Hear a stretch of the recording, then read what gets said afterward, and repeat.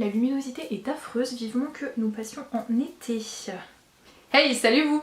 Je le sais, vous en avez marre, tout le monde parle de Netflix. Faut aller sur Netflix, les idées de séries Netflix, et vous n'avez pas Netflix, vous en avez ras-le-bol, je le sais. Je suis désolée par avance, je vous comprends parce que je suis passée par là aussi.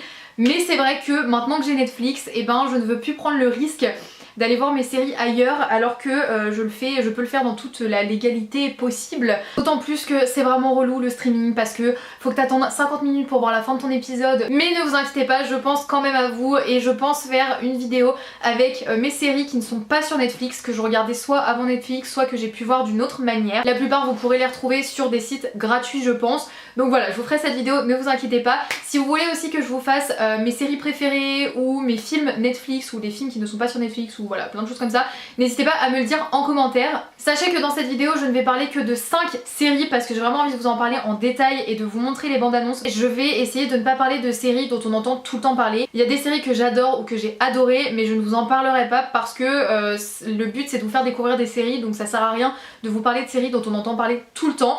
Dans ces cas-là, j'en parlerai dans ma vidéo, mes séries préférées ou ce genre de choses, mais voilà. On va commencer avec une série qui est toujours d'actualité puisque c'est iZombie ou iZombie, je sais pas comment vous dites, je le dis à la française, iZombie. My name is Liv. I used to be passionate, inspired, alive. Now I'm mostly just hungry. And a zombie, so there's that. As day jobs go, this one was pretty grim. Until I got a taste of something more. Why the hot sauce? Is that a zombie thing? It's finally here.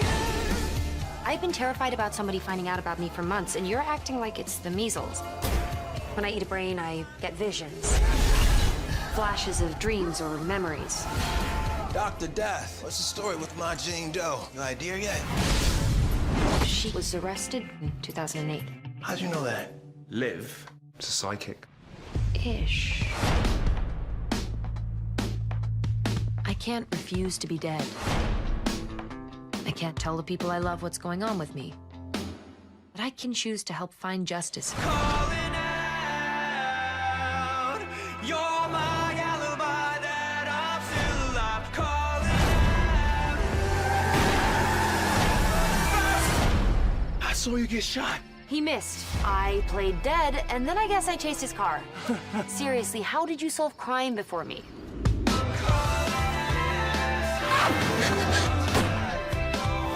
I thought I was the only one. Till like 3 seconds ago, so did I.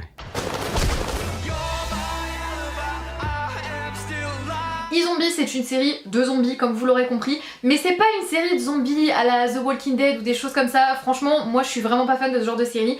Et là j'ai adoré parce qu'en fait c'est surtout une série policière. Les zombies sont comme des humains, à part qu'ils ont quelques différences que je vous laisserai voir dans la série.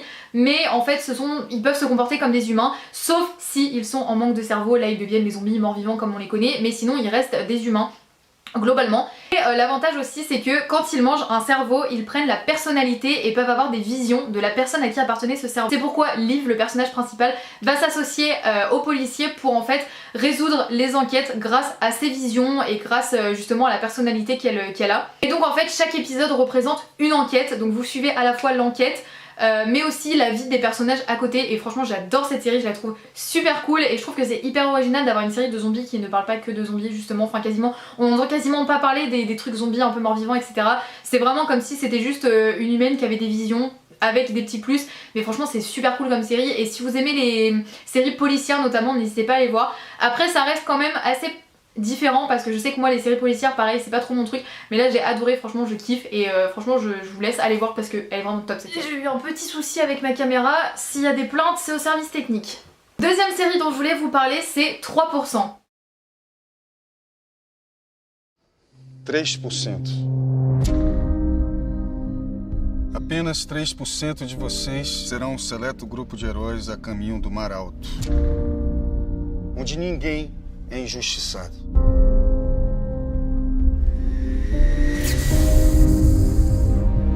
Esse processo garante que só os melhores desfrutem do Mar Alto.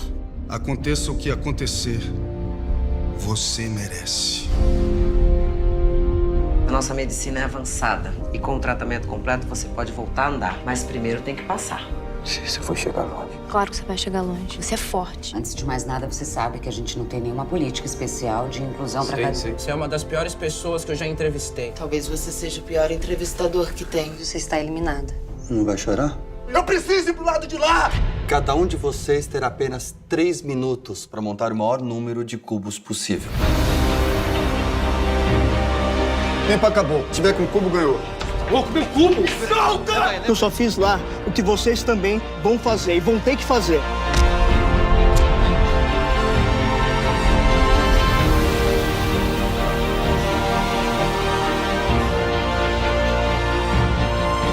Cara, você não tem a menor condição de passar. Desculpa falar isso, cara, mas você vai ser eliminado uma hora ou outra. Você não vai fazer nada. Se alguém tiver que parar a prova, tem que ser alguém de vocês. Você não é uma pessoa ruim. O que você acha que sabe sobre mim?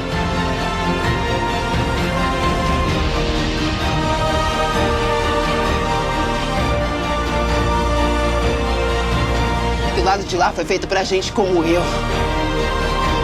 Nosso trabalho é uma questão de vida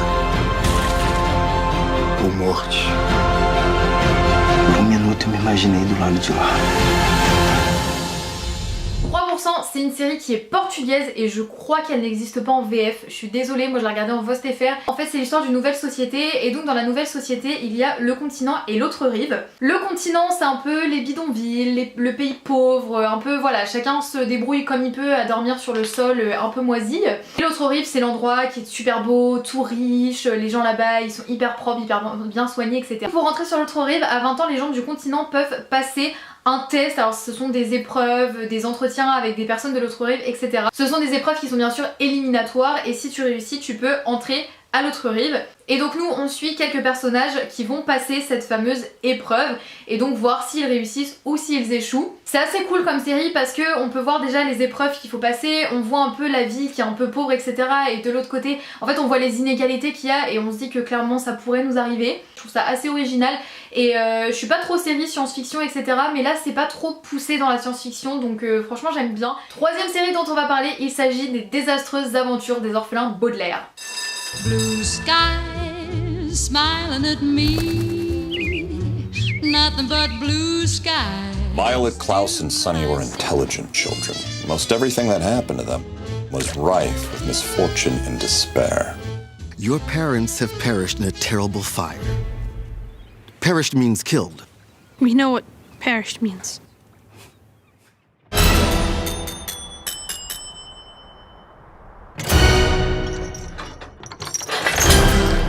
Hello, hello, hello, children. I am Count Olaf, your new guardian. Do you know what this is? It looks like a list. Wrong! It's a list. A list of chores. We know you're just trying to steal our parents' fortune. We have to get out of this wretched place. Go back in the house. Where it's safer and strangers can't get you. Strangers? Where? The Baudelaire children will be destroyed. What? When the sand runs out, that fortune is mine. I didn't realize the sand went so quickly. I bought it online. You're gonna need to flip it a couple of times. Your parents and I. We used to develop our own secret codes. Our parents developed secret codes. In my library, you will find all the answers that you need. Let's get to work. Something strange is going on. What's that? Something my parents had. It looks like the tattoo Count Olaf has on his ankle. Really? My name is Captain Shaft. This man is really Count Olaf in disguise. Aren't you smart? Wherever you go, I will hunt you down. Why do you hate us so much? Because it's fun. We are setting out on a very top secret expedition. What do you say, Baudelaire? Are you in? Comment vous parler de cette série parce que c'est un peu compliqué. C'est une série qui est complètement tirée par les cheveux. Ce sont des enfants qui sont un peu génies, un peu voilà, ils ont une façon, ils ont chacun un peu leur qualité et tout, mais c'est vraiment des génies en fait. Et en fait, ils vont aller de maison en maison et de membres de leur famille ou des proches, etc. pour essayer de vivre et surtout pour essayer d'échapper à un monsieur qui est leur oncle, je crois que c'est leur oncle ou quelqu'un de leur famille en tout cas, qui veut les récupérer pour les tuer et récupérer l'héritage de leurs parents. En fait, expliqué comme ça, on dirait un peu un truc horreur et tout, et en fait pas du tout, c'est un truc mais qui est complètement tiré par les cheveux et franchement j'ai adoré cette série. Je sais même pas pourquoi j'ai adoré franchement, mais je l'ai kiffé cette série, elle est trop cool. On s'attache à mort au personnage et il y a des mystères tout du long et tout, il y a des trucs qu'on comprend pas, enfin vraiment c'est quand je vous dis que c'est tiré par les cheveux, mais c'est tiré par les cheveux, mais vous imaginez même pas à quel point. Point bonus vraiment pour le générique je le kiffe. C'est franchement, je pense que c'est le générique que je préfère parmi toutes les séries que j'ai vues. C'est un générique qui change toutes les 2 épisodes donc c'est vachement cool. Franchement je vous invite à regarder cette série, elle est incroyable. 4e et avant-dernière série dont on va parler, c'est M'entends-tu? On a juste nous 3. Il y en a pas d'autres monde là. Si en plus on se fait chier entre nous autres.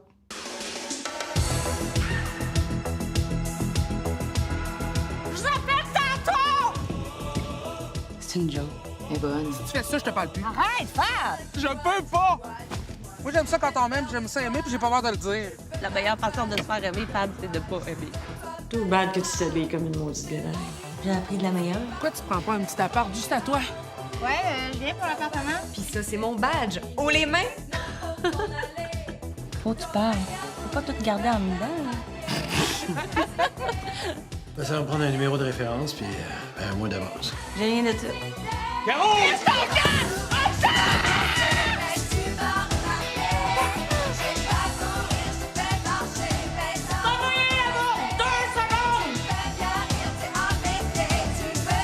M'entends-tu, c'est une série qui est québécoise, je suis tombée dessus, je sais plus comment, en fait j'ai mis plein de séries dans ma liste et un jour je savais pas quoi regarder et je voulais une série en fond, une série que je ne suis pas et je suis tombée sur M'entends-tu.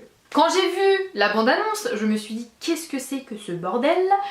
Vraiment j'ai vu ça et je me suis dit c'est pas du tout le type de série que j'aime, vraiment je n'aime pas ce genre de série et je me suis dit mais comment j'ai pu mettre ça dans ma liste? Et d'autant plus l'accent québécois, alors j'adore l'accent québécois mais va comprendre, des fois c'est pas toujours facile, surtout si tu regardes pas les images comme j'avais prévu de faire. J'ai regardé ça et je me suis dit mais... Quand j'ai vu la bande-annonce j'étais en mode mais... What? Et je sais pas pourquoi j'ai quand même mis, probablement parce que j'avais prévu de le mettre en fond. Et en fait j'étais scotchée à la série, je ne regardais que ça et en fait je ne faisais pas autre chose en même temps, je regardais la série tellement j'ai été à fond dedans. Donc M'entends-tu en fait c'est l'histoire de 3 amis qui doivent avoir la vingtaine, 20-25 ans je dirais, et qui ont grandi un peu dans des conditions pas ouf, elles ont grandi un peu dans une cité où voilà c'est un peu des logements sociaux etc, enfin voilà elles ont pas d'argent, elles font comme elles peuvent. Elles ont été un peu éduquées dans le modèle sexe, drogue, violence, d'ailleurs chacune représente un peu ce truc là, je dirais pas qui et pourquoi mais en gros je trouve que les 3 ont chacune ce truc là et chacune essaye un peu de s'en sortir à leur manière, sauf que honnêtement quand on vit dans ce genre de schéma c'est très compliqué de s'en sortir et de vivre confortablement etc. Et donc en fait on voit un petit peu la misère dans leur quartier et comment elles arrivent à garder une pêche et à garder toujours le sourire etc. Et franchement c'est vraiment très cool.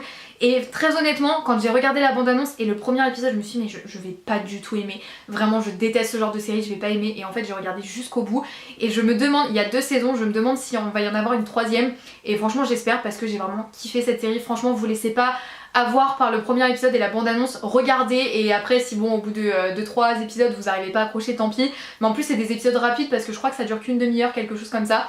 Et franchement mais j'ai kiffé cette série, je suis tellement triste qu'elle soit terminée. Et dernière série dont on va parler qui s'est terminée il y a pas longtemps, alors ça je sais pas si c'est pareil chez vous mais chez moi il y a eu une pub de malade sur cette série mais pour autant j'en entends très peu parler, j'ai décidé de vous en parler, c'est 10%. Réponds-moi direct. Est-ce que je peux t'appeler n'importe quel jour de la semaine à 4h du matin? Oui. Tu peux commencer tout de suite? Il faut que chaque agent a en moyenne 80 comédiens. On les aide à trouver des rôles, on négocie leurs contrats. On en est où de Cécile de France pour le Tarantino? Noémie, passez-moi le contrat de Guillaume Canet, s'il vous plaît. Voilà, tout de suite. On les accompagne dans la gestion de leur carrière. En échange, on prend 10% de la rémunération. Qui est parti, concrètement? Berléand. Qui a frappé l'autre? Berléand. Julie Gaillet et Joey Star ont disparu. Non mais ils veulent pas juste faire leur métier?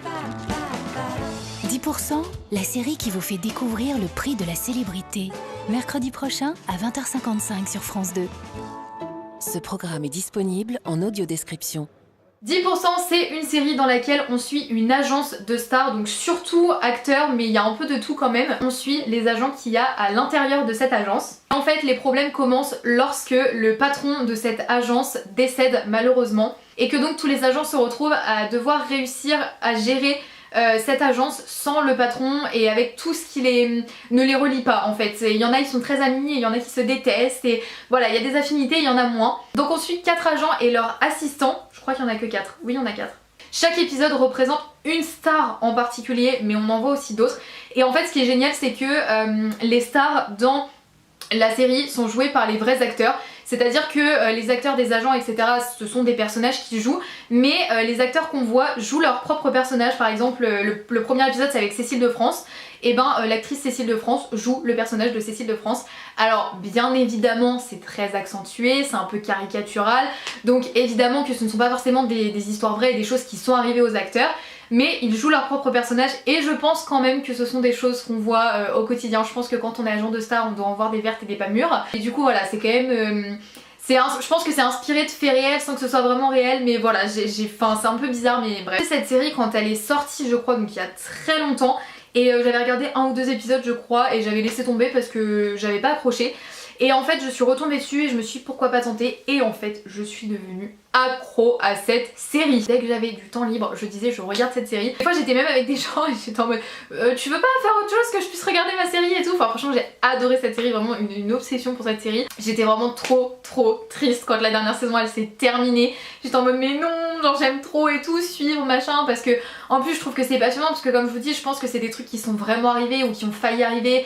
Voilà c'est très caricatural mais je pense qu'il y a vraiment des choses comme ça et c'est même sûr en fait. Cette série je l'ai kiffée.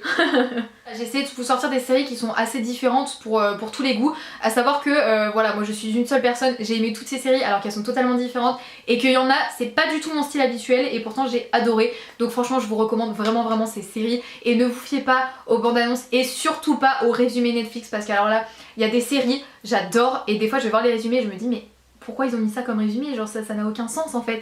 Mais voilà, non franchement les séries elles sont trop bien, allez les voir franchement et vous me direz tout ça. Pas de spoil en commentaire s'il vous plaît, s'il y a du spoil c'est ban direct, je cherche même pas à comprendre. C'est bon, moi les gens qui spoilent je trouve, moi je me ferai pas spoiler parce que j'ai déjà tout fini, mais les gens qui spoilent les autres je trouve ça insupportable. En plus je comprends même pas quel intérêt vous avez à faire ça, donc vous pouvez en discuter sans spoiler, mais si j'estime que c'est du spoil, le commentaire il saute direct, je vais même pas chercher, même pas, c'est... non. Voilà, donc ban def, allez hop. En tout cas comme d'habitude je vous souhaite tout le bonheur du monde, prenez soin de vous et on se retrouve dans une prochaine vidéo. Ciao.